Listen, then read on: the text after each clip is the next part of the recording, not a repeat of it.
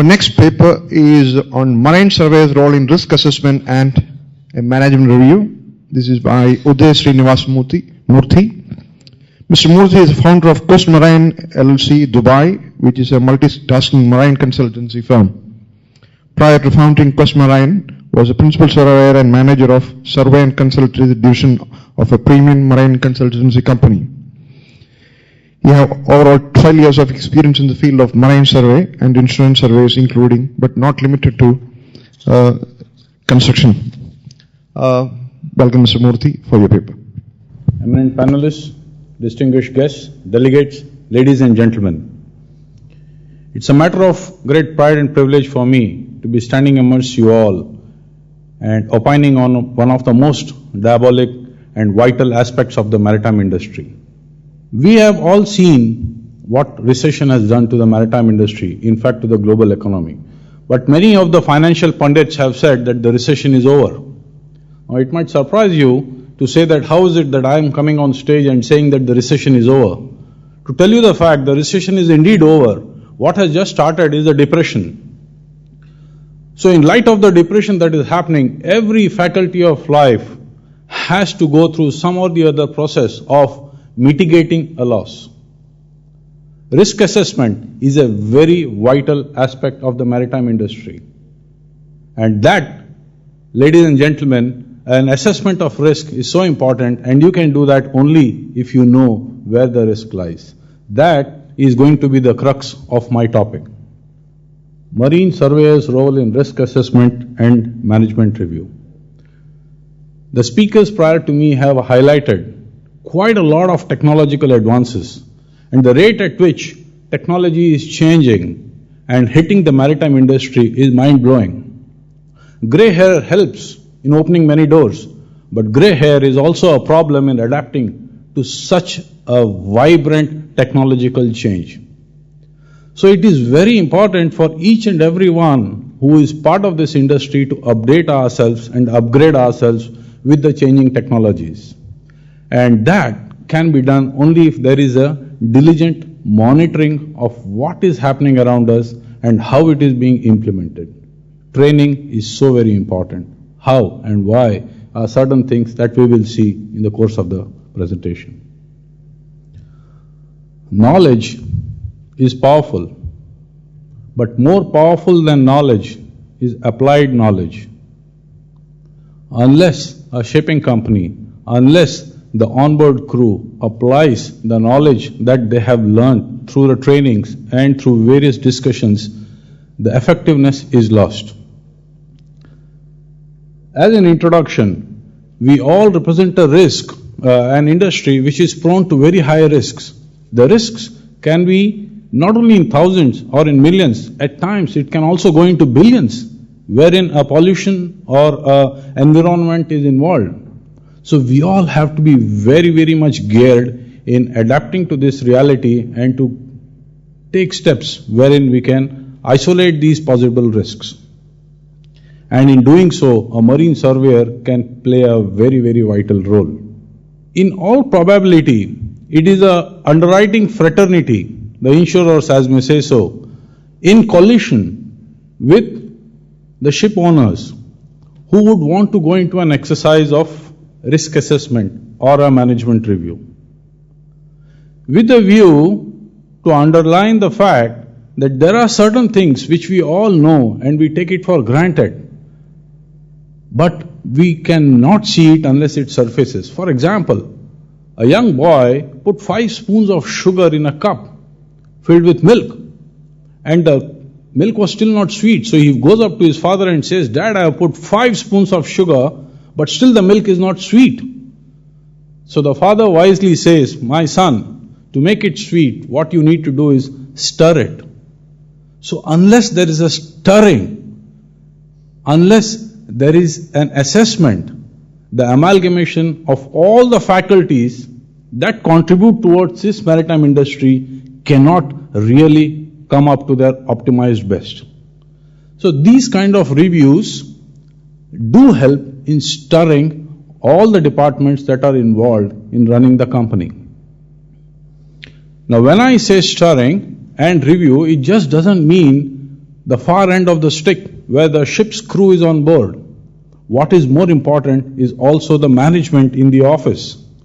It's very easy to say that the crew has not been diligent, but somewhere down the line it becomes much more important to understand whether the management company or the ship owning company has been equally diligent. The communication gap, I will call it a gap. It's not just the communication. It's a communication gap between the crew and the skipper and the management company is what is a fine line between a good company and a bad company. So the risk assessment is an exercise which has to be seen on board the vessel and more importantly at the management office level as well. We are all talking about recession and cost effectiveness. Wherever you go, I mean the people who are in the industry, who are service providers, realize how difficult it is to get paid for the services rendered.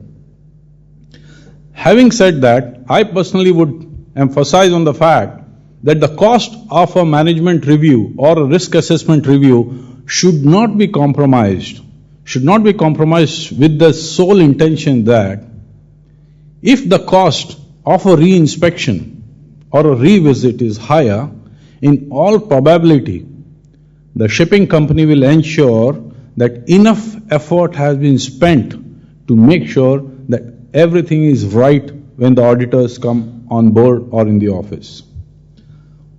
What I am trying to get to here is, when the shipping company and the ship's crew makes diligent efforts to ensure everything is all right, 90% of the anomalies do get identified. That is when remedial steps can be implemented straight away and most of the possible risks can be mitigated before the auditor actually comes on board. That's why, ladies and gentlemen, I would say a cost of a review should be high so that due value is given to it and enough preparation is done much before the audit team comes on board.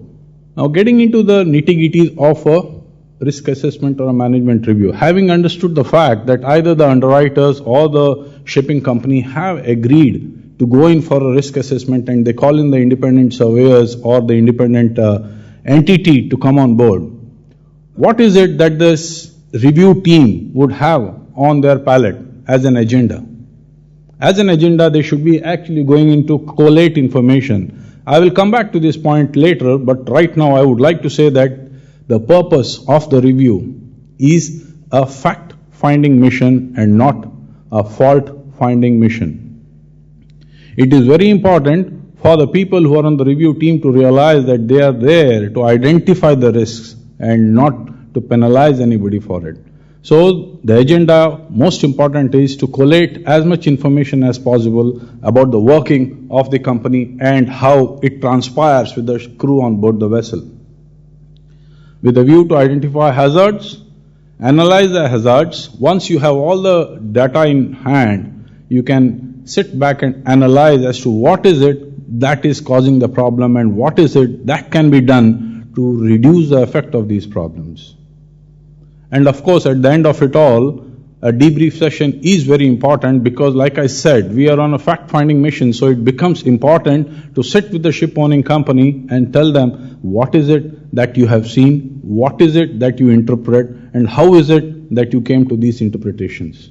Now, this is a composition of the review team is something which has been debated time and again, and not all will agree to what I have to say, but nevertheless, based on my experience, I have realized that a review team should comprise of a chief engineer, for sure, not because I am one, but because a chief engineer has the ability to understand, by virtue of his experience and knowledge, what is it between the lines on a ship that happens. There are many a times what is written is not actually what is actually happening. You got to have a ability to visualize that. So perhaps a chief engineer, by virtue of his experience, is ably suited to do that. Another very important component of the review team is a master mariner, no doubt, because master mariners have the ability to see things with an overviewed point of view. They have the ability to see things which usually gets missed out either by a chief engineer or by any other person in the team. And especially if the company is involved in managing tankers, then it becomes more important that we have a tanker captain on board so that he knows the regulations in and out. Not that the other won't know it, he will know it more in detail. Then another very important aspect of the review team would be an ISO or ISM accredited person who knows how exactly these things are to be seen, how exactly these things are to be interpreted, and how exactly these feedbacks are to be given to the top management. And the last person in the team should be a very adept marine surveyor, a person who's got his head square on his shoulders, who doesn't go on board the vessels or into the company books with a toothpick to find faults, but who goes with a very, very pragmatic approach towards identifying a hazard and a possible risk. Whilst on the review, I'll run through this very fast because it can be quite an elongated presentation, and if there are any questions, we can handle it later on. But then there are points which go into a risk assessment are not one or two, but numerous. It's a very detailed exercise, and to encapsulate it within 20 minutes is a bit of a restraint. But nevertheless, the bullet points would go as an independent surveyor. The team has to go as an independent surveyor or consultants, not, like I said, on a fault-finding mission. They have to understand whom they represent, why they are doing this exercise. They have to dwell on common points which can identify a risk, common points which can highlight a possible problems, common points which can tell you in advance that if taken care of, it can avoid a risk. And of course, effective information gathering so that all data is available for a proactive debrief. Knowledge is power, like I said earlier, but applied knowledge is more powerful. Having an ISM manual in place, having all the ISM documents in place is of no use unless it is implemented, unless it is understood by each and every one in the real perspective. It is not a bookkeeping exercise. It is not an exercise to please a surveyor or to the flag state inspector. It is something which has to be part of your mindset. Risk assessment and avoiding risk is nothing but a mindset. Basically, all our minds are like parachutes. It works only when it is open.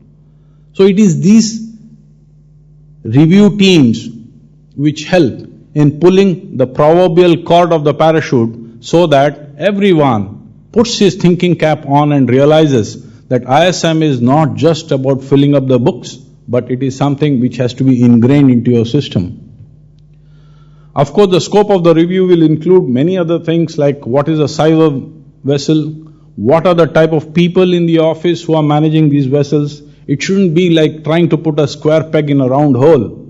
If it's a tanker management company, you got to have people who are very well qualified in that field. Same way it goes to any other faculty.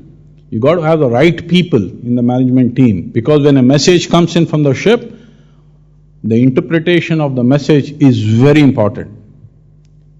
Most of the problems are solved if you understand that message correctly.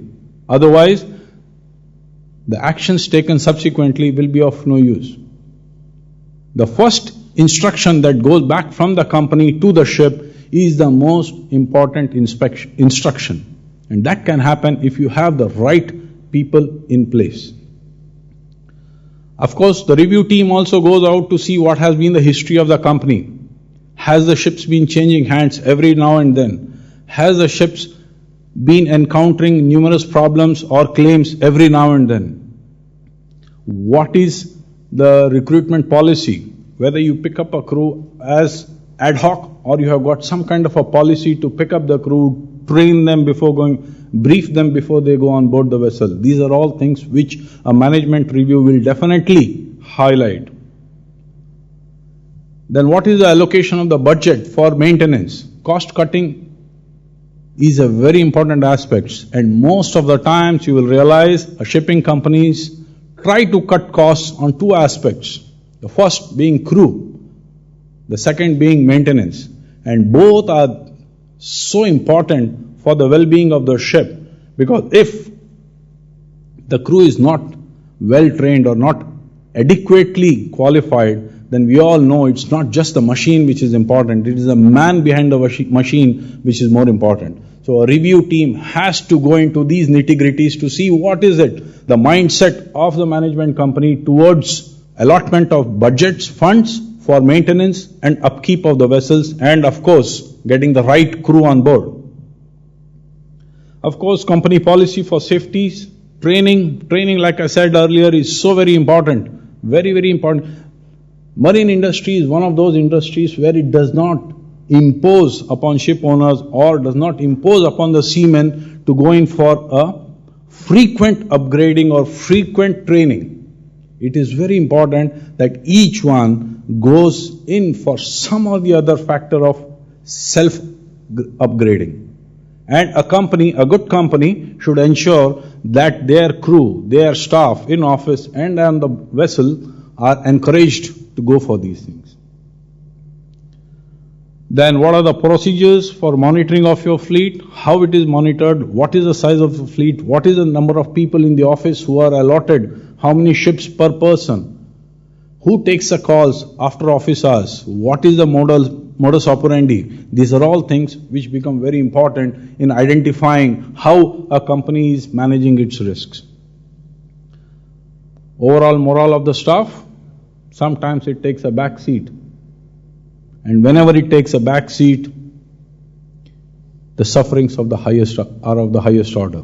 The morale is very important. The man behind the machine is very important. So a company should pay adequate attention towards this very important aspect. And that is what the review team would be identifying. When the review team goes on board, what are the things they do? They go and interact with each and every department. One of the things that I try to implement many a times, and I believe in it, is when you want to do an inspection, go to the department which is being inspected instead of just calling for the files in one conference room and going through it. That is when you establish a proper connection. The disconnect is removed and the proper connection is required. And if a fleet is having plenty of ships operating in different parts of the world, it becomes important for the review team to identify these sectors of operation and try and go on each category of these ships, if not all, at least on a representative basis, so that you get a hands-on information of what is happening on site. You get a hands-on information as to what are the problems being faced. Most of the problems occur because there is a lack of communication. The problems are not surfaced, and it is not surfaced rightly. So these are the things which a review team must identify. Without delving too much into the details, like I said earlier, time paucity is one of the things, and I can see the light flashing. I'll quickly go through a case study. One of the case studies was done wherein a company operating, say, about 30 to 40 vessels of different categories was identified to be having quite a lot of claims in the year 2008 and 2009. So the underwriters, of course, with the approval of the shipping owning company, appointed this independent surveying company to go ahead and do a risk assessment. So the risk assessment was done in such a programmed way that each of the vessels operating in different areas were physically inspected. And of course, the management team was also grilled and spoken about in depth. What transpired was something which is very interesting. Initially, there was a lot of discussion as to who's going to pay for it, the ship owner or the insurance company. Ultimately, that got resolved and the ship owner was asked to pay. We went through and did a proper review, and at the end of it all, we came to close to 17 to 18 anomalies which we had identified. Not with the view of finding a fault, but with an anomaly which could possibly contribute towards a risk. After a few weeks' time, it was very heartening to know that all these anomalies were suitably rectified.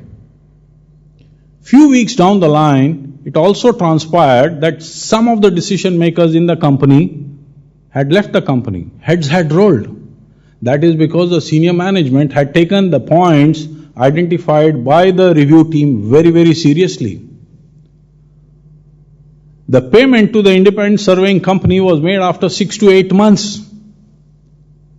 And of course, a year later, the underwriters did identify and say that the claims which this company had been undergoing for the past 2 years had substantially reduced. In essence, the review team had done a good job. In essence, the purpose of the review was very well achieved. In essence, it emphasized that risk assessment and management review is more important because it is a very important factor in the sense it identifies before a hazard does occur. And a couple of months later, the insurance company appointed the same survey company to do a risk assessment on another company, ailing fleet. But this time, the surveying company was quite wise. They had realized that they didn't get paid for 6 to 8 months. So they asked for an advance payment. And believe me, the payment never came, the review never happened. So in essence, we all learn from our mistakes, and risk assessment is done at all levels, which included the surveying company. You can do these exercises provided you can ensure that you are not at the risk of not getting paid. That's all I would like to say. Thank you very much. Thank you, Mr. Moorthi, for that presentation, which is slightly off today's theme, but however, it was quite informative. I'm not in a position to take any questions at the moment. If you have any questions, we can have that question and answer session during the break.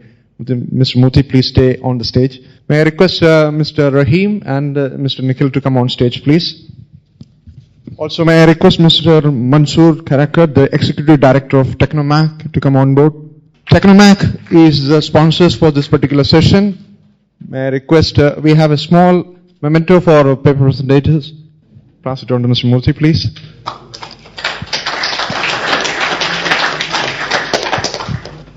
For Mr. Nikhil.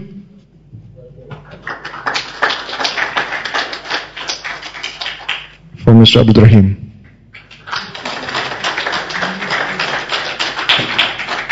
Thank you very much.